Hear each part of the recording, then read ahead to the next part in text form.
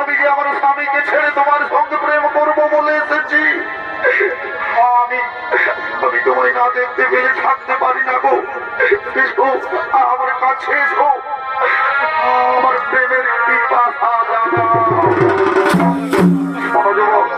তুমি আমায় কথা দাও, আমাকে ভালোবেসে বিবাহ করে আমাকে সুখী করে